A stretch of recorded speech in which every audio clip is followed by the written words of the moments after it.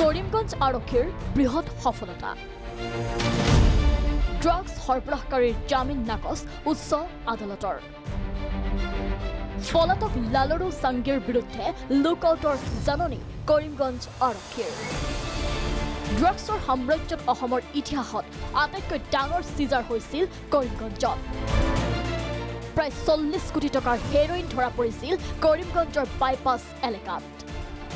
গ্ৰেপ্তাৰ কৰা হৈছিল কৰিমগঞ্জৰ ড্ৰাগছৰ সম্ৰাট এমাদউদ্দিন টাপাদাৰক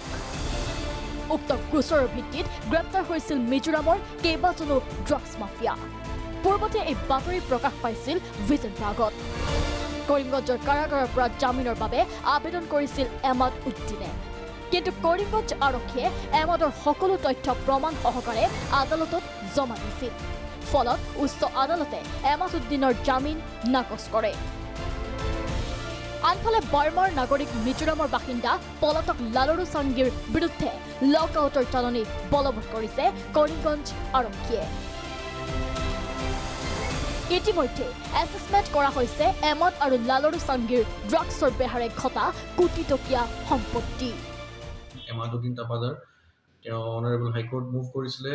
439 বেল কিন্তু যোৱাকালি তেওঁৰ বেল ৰিজেক্ট হ'ল তেওঁৰ বেল নম্বৰ হ'ল 302/23 আৰু এইটো আমাৰ কাৰণে এটা খুব পজিটিভ নিউজ কাৰণ এই কেছটো ইনভেষ্টিগেট কৰি আমি সাফিচিয়েণ্ট এভিডেন্স পাইছোঁ তেওঁৰ ৰেজিষ্টাৰৰ লগত ইয়াতে ইণ্টাৰনেশ্যনেল লিংকেজো আছে যিহেতু ড্ৰাগছখিনি বাৰ্মাৰ পৰা আহি পেলাই ত্ৰিপুৰা গ'লেহেঁতেন আৰু সকলো মানুহ আইডেণ্টিফাই হৈছে এৰেষ্টো হৈছে এইটো আমাৰ ইভালুৱেশ্যন চলি আছে তো ইলিগেলি একুৱাৰ্ড প্ৰপাৰ্টিজ বুলি কয় অসমত হয়তো এই প্ৰথম হ'ব যে ড্ৰাগছৰ টকাৰে বনোৱা সম্পত্তি চৰকাৰে জব্দ কৰিব ঘটনা সন্দৰ্ভত উপ আৰক্ষী অধীক্ষক গীতাৰ্থদেৱ শৰ্মাৰ মন্তব্য তাৰ আণ্ডাৰ এনডিপিএছৰ প্ৰভিশ্যনছত আমি এনকুৱাৰী কৰি তেওঁৰ অলৰেডি প্ৰপাৰ্টিখিনি ইভালুৱেট কৰা হ'ল ইয়াৰ উপৰিও তেওঁৰ যোনজন কো একিউজ আছিলে এজন মিজো লেডি লালৰু সাংগী